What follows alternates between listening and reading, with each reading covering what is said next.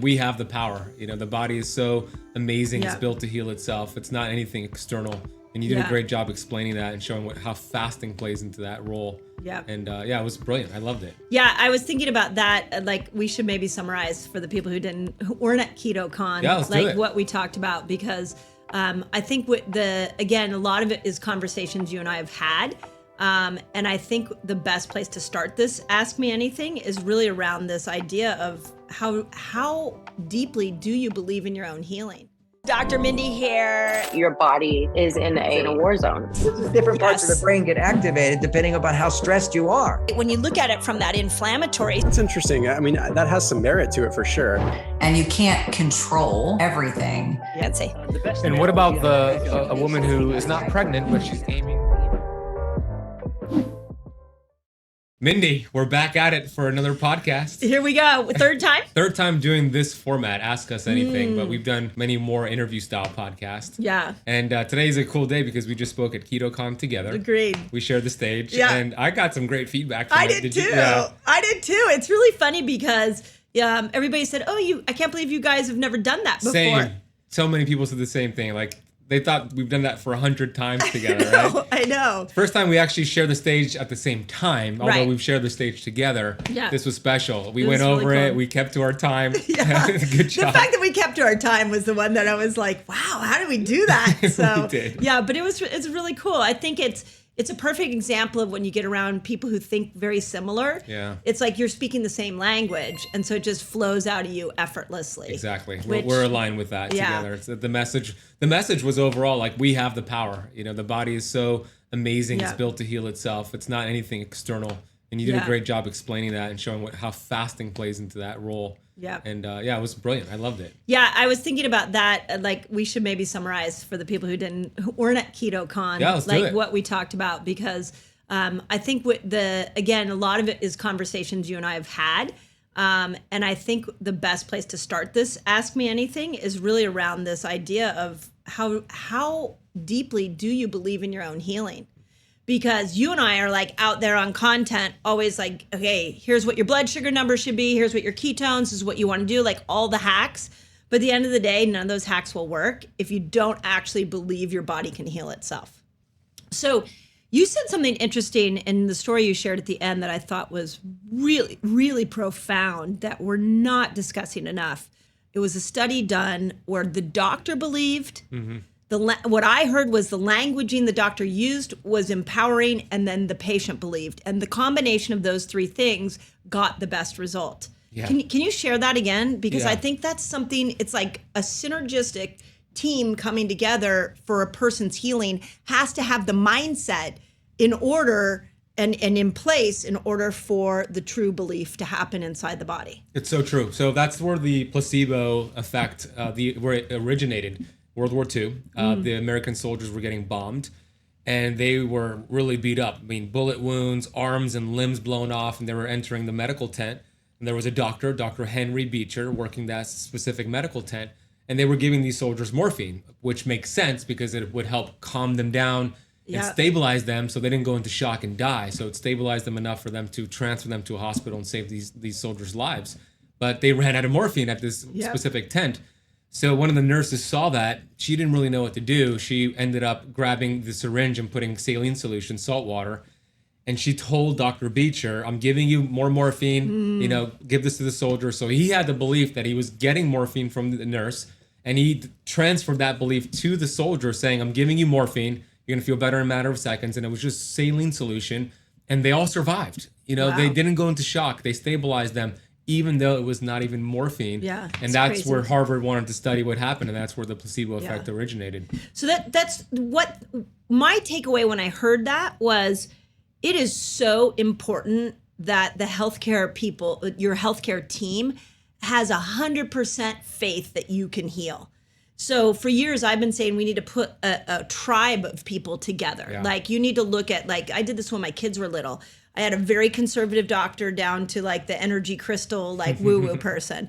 And there was about 5 people that were on that team that I would ask if my kids had a problem. I'd be like, what do you think I should do? And then I would take everybody's opinion into account, and then I would make a decision for myself. But what I think is so interesting about that study is that what happens if your doctor gives you a diagnosis that you aren't in alignment with? Yeah. Like, so now you're going to have to come up against healing yourself, going against your doctor's own, beliefs. Yeah.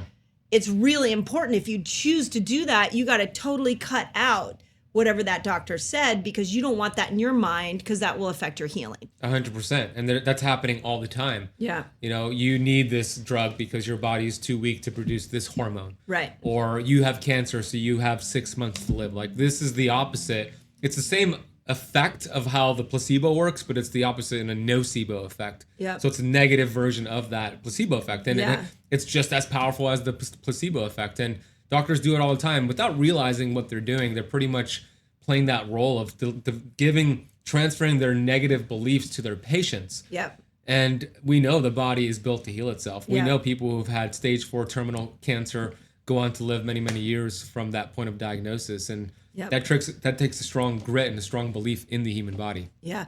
And it tells me that I always want to make sure whoever's putting any information into my brain about my health, I want to make sure that they are in 100% alignment with what they're saying. And even in the health influencing world, and the way we, what we see in our space a lot is definitely people who either have a mixed message or they have some type of ulterior motive of why they're expressing the information.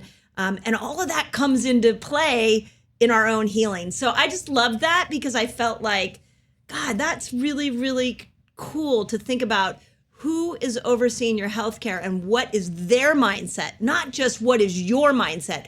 What is the people around you who are giving you information? What is their mindset? Because that's going to get instilled into you. It's so true. That's crazy to me. Yeah, and it's so true. You want to protect that environment. So I love that you do that with your family and their doctors, from like the most traditional to the most out there.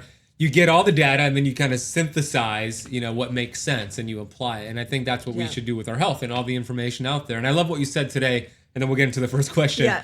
But I love what you shared today at the end of the talk, where you talked about, okay, there's a lot of things we share with you. There's a lot of things other speakers are sharing with you. Take 3 things from this lecture and apply it like right away. And I love that you said that, because it's true. Information alone does not change anybody's life. We are drowning in information and starving for actual wisdom and truth.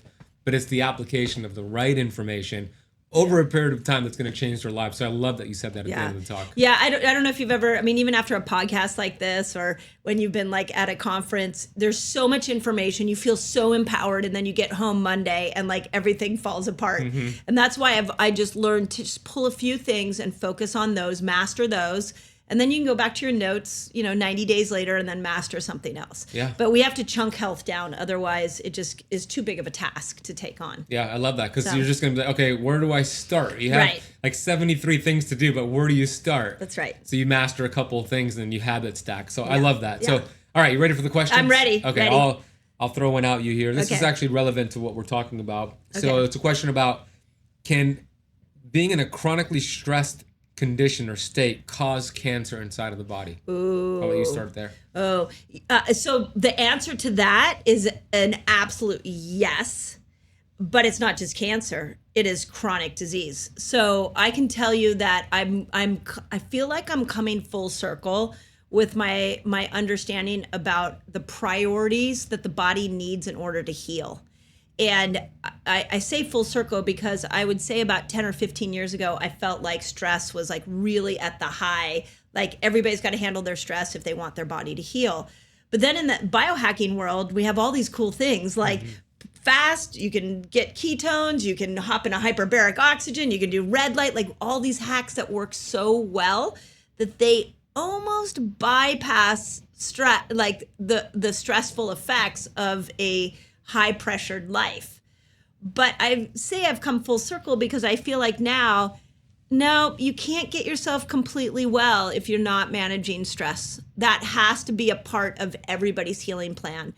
And if you're not careful about your stress levels, you can build disease worse than if you're eating the bad oils. Yeah. The PUFAs. The PUFAs. The PUFAs like I'm like thinking about it. But yeah, I think stress has to be managed, and everybody's tool set needs to be a little different. Yeah. What are your thoughts on I that? agree with you 100% because if you think about it, I talked about it today, 60,000 thoughts per day. And if every single one of those thoughts are stressful thoughts, fearful thoughts, hateful thoughts, that's worse than the seed oils because you're taking a hit every time you have a thought. Yep. Right. And when we think about stress, it's really our ability to adapt to the stress. So you teach fasting and we know fasting is a stress, but a powerful stress that could get your body stronger.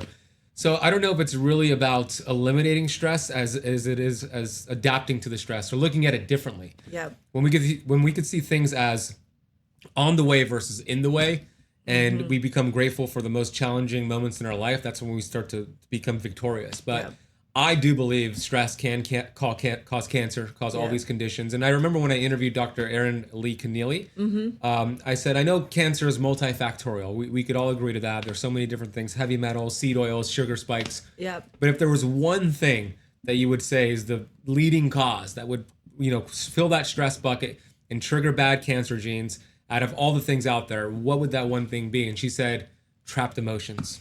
And that's exactly what's happening with stress. Wow. And trapped emotions, fasting, talk about what we can do with that. Yeah. So, and the thing, I just want to say one thing on Erin Keneally. When I interviewed her, she said the fastest growing age group for cancer right now is the younger generation. And she feels like it's largely because of the emotional traumas that they're going through, and not to mention the physical and the chemical. So interesting that she would know. She got this huge integrative. And in the last 3 years, and you think about what happened, So here's something I've learned with fasting, not only in myself, but watching like our academy members and just, everybody on socials, is that the more you fast, the more you're getting rid of these senescent cells. So the senescent cells are aging cells or zombie cells or disease-forming cells. But if you look at the root of what these senescent cells are, they've got trapped emotions in them. And if you look at Bruce Lipton's work, we know that the outer membrane is where those thought patterns live.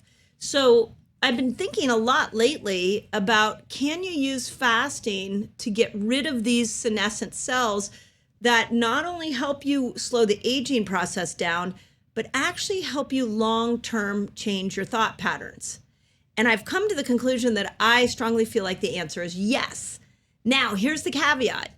I don't think you can just take a person with a negative mindset and put them through a bunch of fasts and all of a sudden they turn into a positive mindset person. I don't believe that can happen.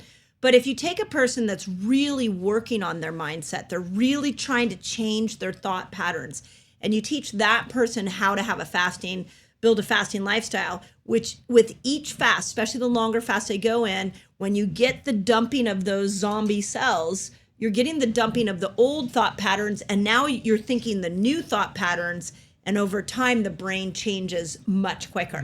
So I actually think it's a tool that fits into a whole mindset program.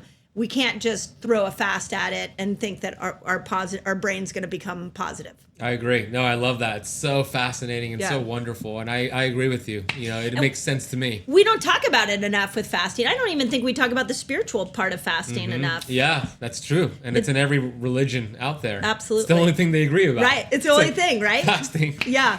Somebody asked me the other day, they said, are you getting many arrows at you from all the preaching of fasting that I've been doing?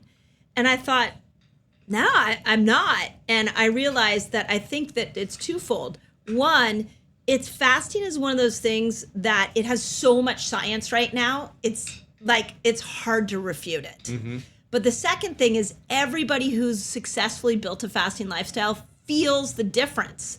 So there's nothing to push up against. It's like sleep. You don't see people walking around going, these sleep experts don't know what they're talking about. You don't need to sleep. That's not what they're saying. They're just saying, hey, we all need to sleep. We're still trying to understand how much and how much deep and how much REM.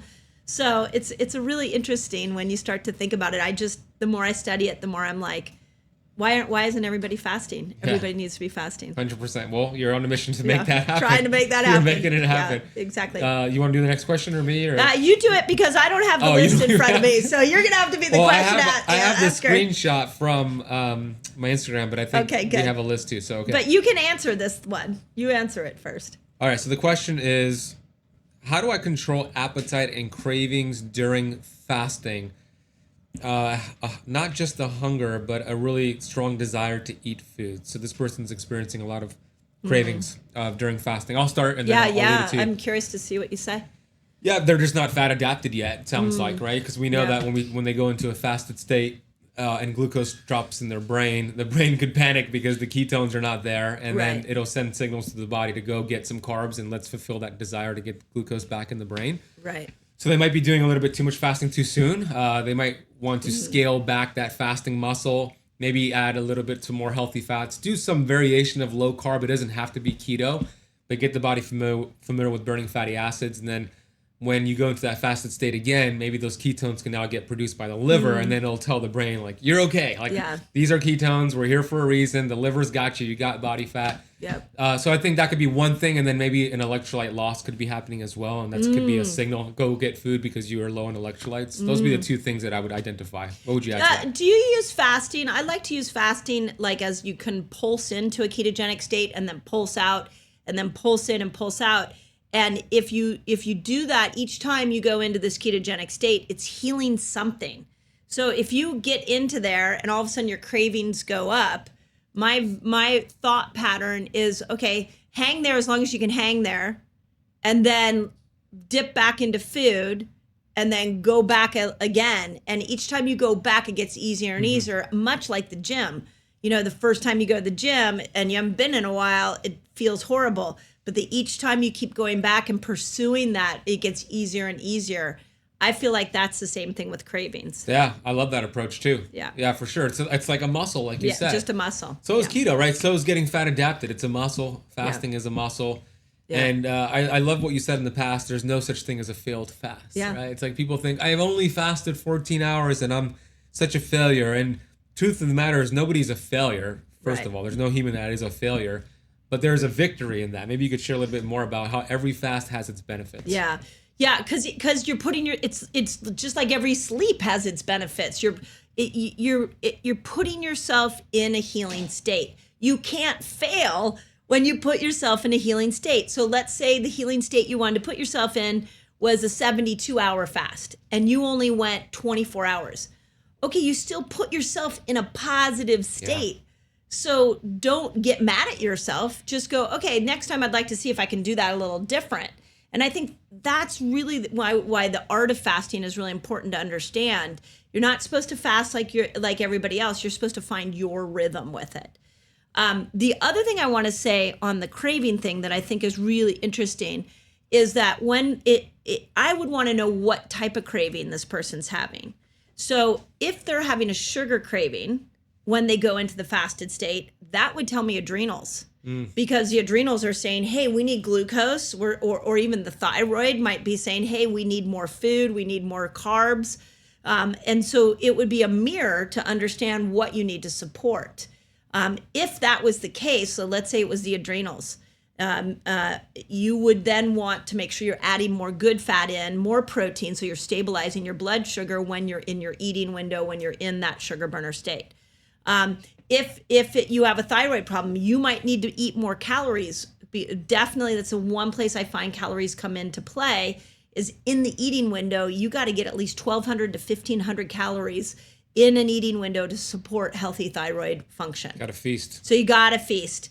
And then the third one is if it's a sugar craving, then that's candida, and the body's trying to kill off candida. So you need to get yourself into more 24-hour fasts where you can repair the microbiome. You also are going to want to look at what are you eating when you're eating. Are you eating too many carbs, too much alcohol, too much sugar? So I think the type of craving can tell you which angle you're going to go. It's a great point. So, yeah, you covered all the bases there. I love it. Okay, next question. Interesting one. Okay, twofold here. Yep. I'm going to add to the question, but is it dangerous to be taking vitamins and supplements over the years? They're concerned specifically about those plastic casings, but I will add to that question and say, is it bad to take the same supplements over and over and over at the same time? Right. So I'll let you start there. Well, let me. I'm going to flip it and ask you a question on this. Okay. How many supplements do you have at home? Do you have like a room of supplements? Do you have a counter of supplements? It looks like the vitamin shop. That's right. Okay, and so this is why I ask. Like, if you came into my house, you would see that I have one corner of my kitchen just packed with supplements. And then I've got cupboards in other areas of supplements. So the question would be like, well, why do I have that? Why do you look like a vitamin shop? And that's because I'm always pulsing supplements. Yeah. Exactly. So I always ask myself, am I eating well-rounded? Am I eating diverse? And am I eating clean? And if I am, I don't do as many supplements. But I actually end up leaning into supplements a lot more when life got really busy. I'm traveling a lot. Yeah. And in that moment, then I have to ask myself, like, okay, what is it that I'm trying to accomplish with this supplement? So I'll give you an example of, we've been a week that we've been traveling. So we'll be home. We're on a 10-day trip right now. So I have bags of different supplements. Well, I strategically picked the supplements for this trip, and they were built around energy was a big one. I'm trying to master sleep right now, so a little more of my sleep. And then a couple of detoxifiers and binders because I knew that I would be out in the world traveling. And then I have an organ I've been working on. I always have like one area, and I've been working on my liver. So I brought some liver supplements to just keep myself going. So it was very, very targeted. Now I'm going to go home, and I'm not going to need all of those. Yeah, it's going to change. It's going to change. Yeah. So I think this idea that you take a supplement and you just take it over and over again, at some point, you're not going to make it. You're losing your money because it's not effective. Mm-hmm. And B, we lose sight of the fact that our body heals. It's not the supplement that heals. You're just fueling the body so the body can heal. It's not the supplement doing the heal. Yeah, well said. Yeah. I love the answer. And it loses its effectiveness over time, too. Yeah. It's like the body begins to adapt to it. Yep. So maybe in the beginning it felt good. And then after 3 months, it's like you're not getting any effectiveness anymore. I do the same thing with you. When I'm traveling, I'll take my little kit. And so it's immune health, it's sleep. Something that I do take steadily is magnesium. Oh, yeah. But I'll rotate, from threonate to glycinate to malate. So I'll rotate the type of magnesium, but that's something I'm on all the time. Right. Other than that, everything else I take a break from. And I use Sunday usually as a day that I take a break from all supplements. I just give myself a little bit of a reset on Sundays just to kind of my liver doesn't have to process anything. But yeah, if you go to my kitchen, my pantry, same thing, like the vitamin shop. Right. I have friends that come over and they're like, you use all this? I'm like, yeah, some of it. I'll rotate, here. Yeah. Sometimes I'll just go with random things. But I do have a game plan like you, right? Sometimes I'm focusing on adrenals. Sometimes it's sleep. When I'm very active, I'll take more creatine and I'll focus more on protein. And when I'm not very active, I won't take that. Yeah. So supplements should be rotated. I'm going to ask you this question. The 4 supplements that when I ask people, what are you taking? It's usually vitamin D. Yep. But like a synthetic without the other fat soluble vitamins. Yep. Fish oil. Yep. A probiotic and a synthetic multivitamin. Does that line up with you? Oh, is that what I'm taking? No. Not what you're taking. I'm like, I don't take a multivitamin. No, when I ask people what supplements are you taking, like my students, it's usually those top 4 right there. For sure. And I would say of all of those, I'm happy they're doing vitamin D. Yeah, that's true. That's because you either get it from the sun or you get it from fish or you got a supplement. So yes, those are the most common. Although I think I've beat the probiotic into the ground that very few people take probiotics. Oh, did you? Yeah. Have you? Because it's like the greatest thing you can do for your gut is go into a longer fast and then break that fast with polyphenol, prebiotic, probiotic. The 3 Ps. It's in your book, Fast Like a Girl. I read that. Oh, you read it. I did read it. So I think I really truly honor that supplements are supplements to my healthy diet. So when I'm out traveling, the diet's a little funky. It's not as easy. So I'm going to lean more into those supplements. Once I get home, I got all my biohacking equipment at home. I got all my favorite foods. So I don't lean into them as much. So I think there needs to be flexibility with that. And we don't have that enough. Yeah, 100%. So, the other thing I used to do, I don't know if you ever do this, and this is something fun for people to look at, is when I would coach people, I would put them through some very specific supplement protocols. And then we would hit this point where they were doing well, like their health was in an amazing place. So instead of going and having them buy more supplements, I would say, take a picture of all your supplements and let me come up with a protocol. And then we would just take, let's say they had 12 supplements at home. I'd say, okay, these 3 you're going to do this month. And then the next month I'd be like, okay, just so you keep using those supplements. I as love well. it. Yeah, it it's was the fun. art of supplementation. Yeah, right. It was like a big ebb and flow to it. I love it. We believe in like food rotation. We Yeah. believe in supplement rotation. Yeah. Fast feast rotations, right? That's right. It's like that's the cycle Supplements, of like no supplements, all of hot, that. cold. If you think about it, Yeah. everything. It's a version of metabolic switching. Yes, it is. Yeah. It's like I'm in on the supplements, now I'm out. Yep. And then I go back in and then I go back out. And the problem if you're listening to this is that you may feel like you don't know where to go to. But the upside of this is that you get to have fun and experiment with all of this stuff. And I'm curious what your thoughts are on this. Strongly feel when you take a supplement, you should feel a change. And if you don't, it's not working for you, even if the change is adverse. Yeah. So- Good call. Well, I mean, if somebody's starting a new supplement and they don't feel anything, that's a red flag. You should feel either a benefit or a drawback, to your point. Yeah. And if somebody has a lot of cellular inflammation, it doesn't matter how many supplements they take, right? Mindy, it's Right. like if those Yeah. supplements are not getting into the cell, Right. they're not going to get well. So that goes back to like the foundations, right? If you're not fixing your cells, these supplements have no role. They have no place unless you're looking at the fundamentals. Right. They're there to supplement the fundamentals, to your Yeah. point. Because Yeah. if you have too much inflammation, it doesn't matter if you're spending $700 on supplements. Like I did when I was 5-6 years ago, Mindy, I had 8 silver fillings in a moldy home, spending $500 a month on supplements. I didn't feel a damn thing. Wow. Because I had too much inflammation. And it wasn't until I dropped that, Yeah. then I started to benefit from those supplements. So are there certain supplements that you're like, I definitely need to take these on a regular basis? Are there any that you do consistently? Magnesium, like I mentioned, so Yeah. some form of magnesium.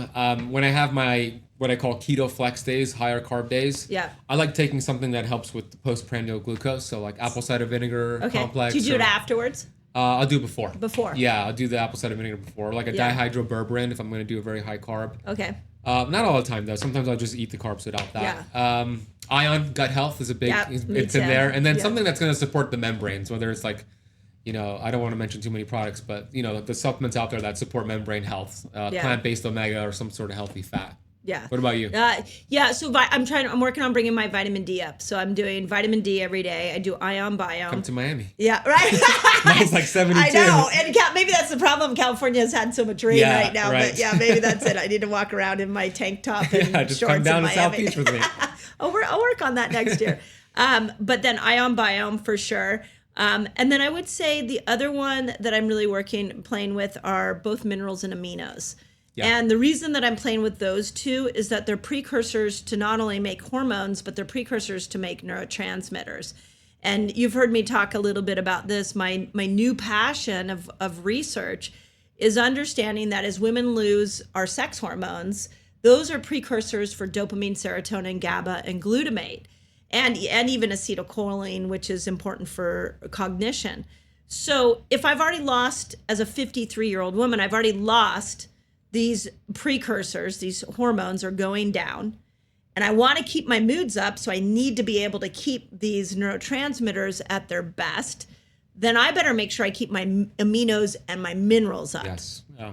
And so I've really dove into those two as nutrients for me right now.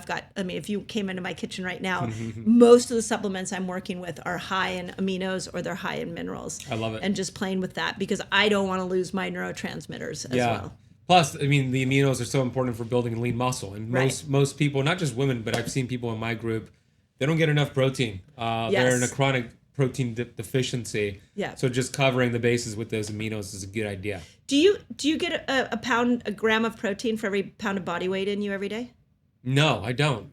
Is that like, are you saying that like facetiously? No, that's supposed to, that's like the formula for protein is actually a gram to a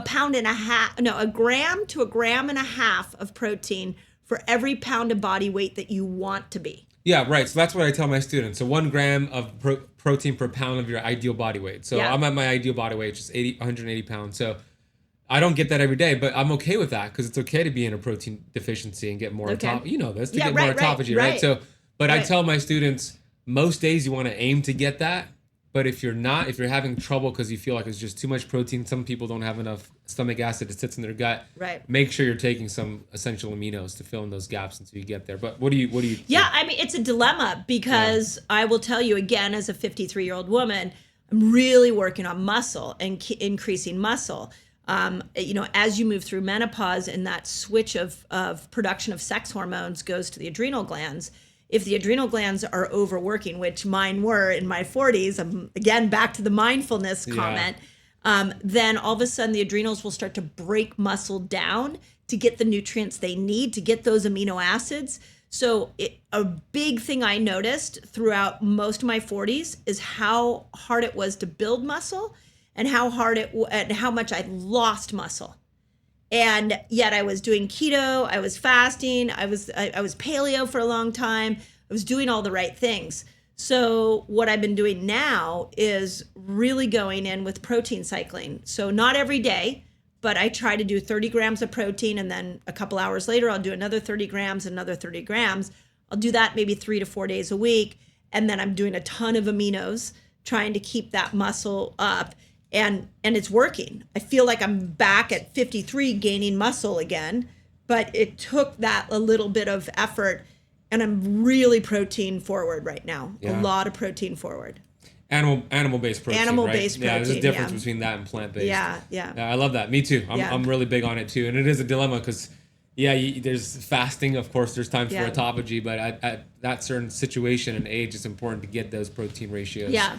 So I'm with you on that. It's very intentional eating. Yes. Like if you ever tried, like I'm curious on your 180 gram day, are you working hard to get that in? Yeah. So it's like steaks, eggs, protein shakes, beef sticks, like whatever I can do to get there. Right. And if I fall short, then I'll take the aminos to fill in the gaps. That's exact. And so then the other piece of research that I saw was that somewhere between 30 grams of protein and 90 grams of protein is the sweet spot for turning that protein into pure amino acids. Yeah. But then once we go over 90, it actually you risk it turning into glucose. Oh, interesting. And so if you're trying to stay lean and not gain weight, you need the 30 grams to trigger the amino acid receptor site in muscles, but you don't want to go over 90 because you don't want it to turn to glucose, and then it's going to impede your weight loss efforts. When you say over 90, is that in a single meal? In one meal. Okay, got it. Yeah, that makes sense. That's hard to do for most people. Right. I mean, I could probably do it. But I don't know. I'd be interested to find out a big steak. So again, this is where I find it hard for people. Yeah, like a 16 ounce, how much protein is that? I would venture to guess it's like, let's look it up right now. Because here's my thought. If you're going to go 180 grams of protein in a day, and your fasting window is only 8 hours, and you want to combine that with protein cycling, there's going to be one of those meals you're going to butt up against the possibility that you went too much protein, and now it's turned to glucose. So that's where it's come up in questions, is in that regard. Yeah, well, I was trying to pull up my chronometer, but I'm not logged in. But let me see. Maybe I can pull it up here. So this is where, as you're pulling this up, I'll tell you a couple of hacks that I've done. This is where I like jerkies and dried protein. Yes, yeah, great call. Because it's you're taking a steak that has been condensed, it's easier to get in. So then so for me, the weight I want to be is 130. So if I have a shorter eating window and I need to get 130 grams of protein in, but I don't want to take one meal and dip it over into this 90 grams, then some beef jerky or turkey jerky fills in the gaps. The gaps. Better than even a protein powder does. Yeah, because at least you're chewing on it. Yeah. The protein powders are already kind of masticated for you. That's right. Which is a big difference. Yeah. Okay, so I'm putting in 16 ounces of a ribeye, and that's going to give me. That's my favorite steak, by the way. Me too. 121 grams of protein. So. Interesting. So 16 ounces, which is a big steak. You know, I could do it though, but it's going over that 90 gram threshold. That's so some of it would be converted to glucose, so gluconeogenesis. So that's something to consider there. And I'm sure that's different based off of different human sizes. Meaning that's the only thing so I need to go back and find the original study and see if I can tell what the was it men, was it women? A lot of times we don't know what was the size of these individuals. Right. That's what I'd be curious about. But the study showed that protein cycling anywhere between 30 to 90 grams of protein every 2 to 3 hours is the best way to stimulate mTOR. But once you go over 90 grams, you're now going to have extra glucose that's going to be turned into sugar. Yeah. So that's the sweet spot, but it needs to be dosed out every couple of hours to get the best muscle building effect. Like the bodybuilders, Right. they kind of Just knew like that. right? Eat every 2 to 3 hours, but Very much long like the term book. not good, but short term really That's effective, right? That's right. All right, what is the last thing you want to talk about? Well, let's talk about one of the things we talked about today. And this is something that's been really burning on my heart because I feel like I always want to make the information you and I put out there easy to apply. And so I realized recently that a lot of times when we quote these studies, when we look at the biohacking world, we've overcomplicated that now. So just like we could turn around and say, oh my God, the conventional healthcare system is so complicated.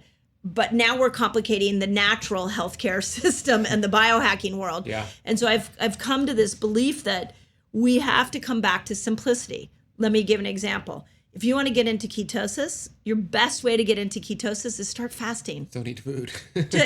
Just start fasting. Like that way you don't have to count macros. You don't have to you don't have to go get all the pre-packaged keto food. I'm not saying that that's bad. It's just a little more complicated. So let's just start compressing your eating window and leaving a longer time for fasting and see if you can get into ketosis. And then with that, how about instead of counting macros, can we just say, I'm just going to switch to nature's carbs? And I feel like if we could come back to those simple explanations for what you and I teach, now we can really get the whole world to do it.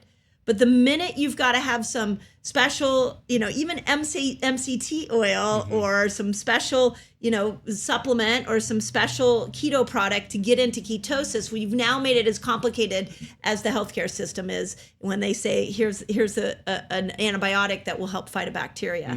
And it's still taking the power away from the body. Yeah. So what are your thoughts on that? It's a fair point. I loved the slide you showed today about an apple and then all the processed food. It's like, I just want a damn apple. I just want an apple. Like, and now the apple has a label on it. And I need to know what the code is on the apple to be able to understand if it's good for me. Times have changed. It's crazy. I've been thinking about the keto thing for a while. The question that Dr. Pumpa actually asked me last month was the first time I ever was asked this question with keto. He said, do you think keto is hurting more people than helping them? And I had to stop and think about it. Maybe 3 years ago, I would have had a different answer, but I told him, actually, I think it is hurting more people than it is helping them because of the confusion, because of people, getting bad information, staying in it too long, or whatever it is, all the things that we teach not to do. Yep. But it's not that complicated. It's a metabolic process. It's not about this supplement or that diet or this macro. Now, that could help, and if somebody wants to go down that route, we could teach them that way. But to your point, to the masses, it's just like it's not complicated. There's nothing new about keto. It's just nuanced, and people are making it more nuanced. But it's simply a metabolic process, right? Yeah. And hey, if you want to get into ketosis, go and do a 16-hour fast, and you'll probably get there. Right, and you don't have to spend any money to do it. You don't have to spend money. Maybe just take some salt or electrolytes or whatever, but just salt, salt water. So I agree with you. We're making it complicated, and it's not what we want to do. If somebody's going from a very complicated sick care system and they come into our world, we want to make it approachable. We want to make it easy for them to do it, and practical is the word I'm looking for. I like easable. Easable is the thing we're creating. Is that a word? Because if it's not, you should create it. You got to make it easable for people. It's got to be easable. I love that. Easable for the world. But we overcomplicate everything, and this is this is again the thing about the biohacking space that I've been thinking a lot about is like. Now we have to have red light because we're not seeing sunrise and sunset. And now we have to get in cold plunges and saunas because we walk into a room and we put the temperature at the comfort level for ourselves. And now we have to have all these like strategies to be able to just fall asleep, and we got to track it so we can know if we're in deep sleep or we're in REM sleep. So we can know if our day should be good or not. That's right. And then we get up the next morning and we're like, okay, wearable, tell me what my day should be like. How should I exercise? And as much as I love all these things, and they're so necessary in this modern world, I fear that is now getting too complicated and too expensive. And now we are going to take the average person and we're going to make it so now the ketogenic lifestyle is become something they can't touch. And that's why I love what you and I did today. is because I feel like we brought it back to simplicity. Yeah. Yeah. So, it was yeah. wonderful. Cool. It was beautiful, Mindy. I loved it. I enjoyed it. And the mission that you have to educate people on fasting, this ancient healing strategy. Again, nothing new about it. Yeah. Everybody's done it Yeah. forever. And it's free. You save money. And the reality of it, some people cannot afford supplements. They cannot afford organic grass-fed. But when they start practicing fasting, you save money. And you mentioned you save time. You're right. So you could apply some of that to buy healthier food and just do the best you can with your resources. So it's such a powerful tool. It's an incredible tool. Yeah. Okay, I have to ask you a question that I've been asked. I ask all my guests on my podcast, even though I know this will go this will go out on both of our podcasts. But I'm curious. I don't think I've asked you this question. I have a question for you too. For my podcast. So we'll both do it. Okay, so do you have a daily self-love practice that you just give back to yourself and nurture yourself? And if there was one superpower you had that you bring to the world, what do you think it is? I love those questions. So it's actually 2 questions. Yeah, 2 questions. I love them. So daily self-love, absolutely, every single day. So it happens in many forms. Number one, first thing I do, right on my nightstand, I have a pad, and I'll write down gratitude, and that's a form of self-love, but grateful about things about myself, like my health, my healthy brain, my healthy vision. Like I have good vision, so I'll acknowledge the things that I love about myself and my health. And then when I'm walking my dog every morning, getting morning sunlight, not red light, but sunlight, I do affirmations. I love myself. I'm healthy. I am healing. And I do it for about 20 minutes throughout the whole walk. And it's funny because I walk with my fiance, but we don't talk to each other. We're both doing these affirmations together in our heads and walking the dog. Sometimes she'll start a conversation. I'm like, I'm doing my affirmations. Stop talking to me. Yeah, stop talking to me. Go back to your affirmation. So, and then I have it sprinkled throughout the day where, I'll take some breaks and go to my rooftop, watch the sunset, relax, and, read books. So that's my variation of self-love. And then the second question was superpower, right? Yeah, superpower. It would be the ability to absorb information and, how do I want to word this? The ability to get through like books rapidly and really comprehend and absorb the information so I could apply it quicker. Oh, that is definitely a superpower. I've seen you do that. Oh, thank you. No, the way you soak up information, then turn around and you're able to say it in a very simple way. Thank you, Mindy. Is impressive. So I want that like times 100. Right, amazing. Yeah, amazing. I want to ask you the same questions. Okay, great. Same too, and then I have another final question for you. So self-love and superpower. Oh, well, so my self-love, I've totally changed my whole morning practice now. I actually get up and I spend 2 hours doing a variety of things. I have my hyperbaric oxygen. I get in. I do breath work now. I have a really cool app I've been using called Othership. Yeah, I've interviewed him. Robert, amazing. Love that app. So I do that. I spend 20 minutes thinking of all the things that I'm grateful for. And then I have a posse of people that are like my people that lift me up. And oxytocin posse. Yeah, my oxytocin posse. Yeah. And so I Vox them in the morning. We send messages back and forth. I love it. It's just beautiful. So that's how I start my day, very slow and intentional and giving back to myself. I think my superpower is very much like yours. I think I had a learning disability as a child. I couldn't take in information the way that I wanted to. I felt like the dumbest person in the class. And so I realized that I came up with some strategies to be able to pull information in and remember it and then be able to make it simple as it's coming out. So like I hear people with Fast Like a Girl tell me, oh my God, it's so easy to read. And I interpret that as your learning disability that you've had your whole life is now actually turning into a superpower. And that's something that took me to 53 to really acknowledge. Wow, that's amazing. You do a really good job at that. Yeah, thank you. Storytelling, analogies, breaking down the science because it could be so complicated for people. So you cut through all that for people. Yeah, you do a really you. great job at that. Yeah, thank you. Appreciate it. Last question is about vitamin G. So my audience knows the vitamin G is all about gratitude. Yeah. What are you grateful for right now, Mindy? What's your vitamin G? Okay, well, in today, in this, right now, right what's now. The first thing that came to mind? The first thing I would tell you is we have a whole new lifestyle that my husband and I are living. We're empty nesters. I don't have the clinic anymore, and we're traveling all over the world doing things like here we are, in Austin, working. I'm so grateful for this life. I love this. Like I have moments where I'm like, you couldn't have told me 5 years ago that life could be this good. I had no idea it could be this good. When I was dreaming, I did not know this moment would be as sweet as it is. and that I'm just truly grateful for that. That's amazing. And it's so well deserved. And it's just Thank the you. beginning. You know, Yeah, it thank really you. is the best. It's coming. This is, I always say 100% left to go. It's like I day love it. one. Today's day one. I And love that. it's been beautiful to watch you grow and Yeah, shine. thank And you. You too. you inspire me all the time, Yeah, Mindy. thank you. I love it. So for those listening on my podcast, the Keto Camp podcast, go subscribe to the Resetter podcast. She's got an amazing podcast. I listen to it all the time. And your YouTube channel, which is Dr. Mindy Pelz. And you Yes. also have a Resetter podcast on YouTube as well. So we'll put all that down below. So everybody go check out Mindy. Amazing. Our audience loves Mindy. Yeah, thank you, and vice versa. When I was doing my book signing yesterday, so many people came up and they're like, "I'm a keto camper. I'm a keto camper." So I do think our information is very synergistic. So go follow Keto Camp podcast as well. And as always, Ben, I'm so grateful for you. So grateful for you. Vitamin G, Mindy. Vitamin G. I love just doing this whole experience with you. So thank We'll do you it again. for the amazing spirit that you are. Thank you, Mindy.